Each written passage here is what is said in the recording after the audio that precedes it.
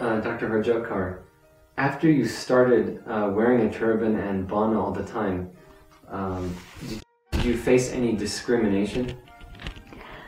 Well, it was really interesting for me, the whole situation that I went through, because, you know, Sikhs are a minority in North America. And especially at the time that I was growing up and when I decided in my third year of my BSc to start wearing Bana and to wear a turban, I really saw where our community was at.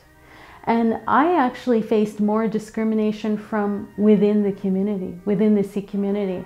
I always wanted to go to medical school, and I was encouraged by Yogi Ji that I should become a doctor. And so that was in my mind since I was 12 years old. And since I was 12 also, I had a vision once that I would be a doctor practicing in my Bana. And so when I actually made that change in my third year of my undergraduate, I faced discrimination from within the Sikh community because they felt nobody would get into medical school wearing a turban and wearing Bana. That's never going to happen. And in fact, I had people call my parents. Our neighbors called my parents and said, don't let her go to her medical school interview with her Bana, because if she goes, she's not going to get in. And I was laughing inside. My parents told me this and I started laughing. I said, you know, how can I not be true? Because the first thing the Guru told a Sikh is to be true. Sat Nam, truth is your identity. And how can I just show up without my Bana for my medical school interview, and then once I get in, wear my Bana? That didn't make sense to me at all. Because they need to see the real me, the real Harjot. So I actually, once I did get my interview, it was really interesting. I got my interview, and at my medical school interview, the doctor actually asked me, he said, what's the most difficult thing you've done in your life? And I hit it head on. I said, you know, look at me. Look at how different and distinct and unique I look. And the actual transformation I had to go through from not wearing a turban and not displaying my spirituality or not practicing it, my religion, the way I want to practice it, and now moving to the point where I am practicing it, this was a real personal transformation for me, a metamorphosis, and the most difficult psychology course I could have ever put myself through. And so I talked to him about what my turban means, what my Bana means, what discipline means, what spirituality means. And after the interview, he talked to me for an hour and a half. And after the interview, he said to me, he goes, you know what? I'm actually from California originally, and I really like different people. I like people who are unique and distinct. And he says, you know what your Bana shows me? Your Bana shows me commitment. Your Bana shows me discipline. And those are the type of things we're looking for physicians. And I definitely think you'll be an asset for our medical school. And so based on my Bana, I got into medical school. So definitely I faced discrimination. In fact, there were people within our Indian community, Sikh community, who felt I would just wear my Bana just for the summer. And once we started university, I'd stop. They said, okay, it's good, you can wear it during the summer. But nobody felt that I had the guts to continue. But once I started wearing my Bana, I started to feel how this is actually me. And this is, my Bana is what stands for Harjot. My Bana is my identity. And so you can't separate us now. That merging has happened, and Harjot is the Bana is Harjot. So I did face some discrimination. And it's unfortunate because it speaks to what our community as a minority community has had to deal with.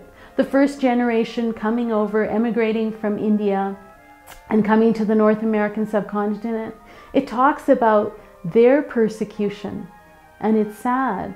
And we should be grateful now that there's a lot more Sikhs wearing Bana. There's a lot more turbans. And we're living in a society that is opening their arms to our spirituality, to our spiritual identity, and valuing it as well too. Many people want their kids to be professionals and be successful, but they don't feel like their children can enter into a professional world being a minority or being that distinct, especially with a turban, etc.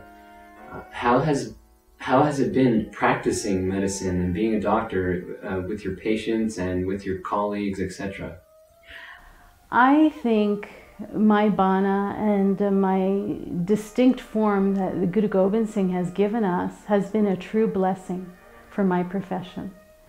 One thing is that I got admitted to medical school because I looked unique, and my unique discipline portrayed commitment and discipline. And so that's one of the reasons I got into medical school.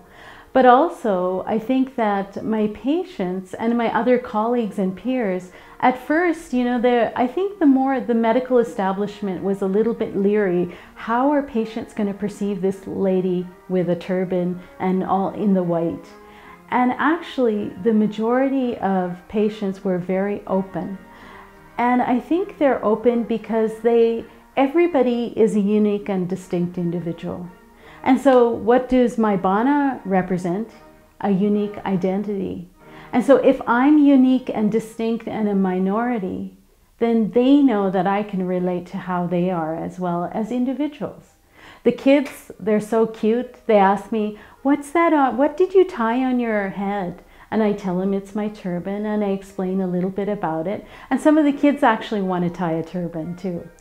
And some of my other patients in hospital, if I go and visit one of my patients when I was in my residency, they'll say, oh my God, the beautiful Dr. Singh came to bless me, because they know that my Bana and my turban is a sign of spirituality. And one patient actually said to me, oh my God, they've sent the angels to me. Does that mean it's my time to go?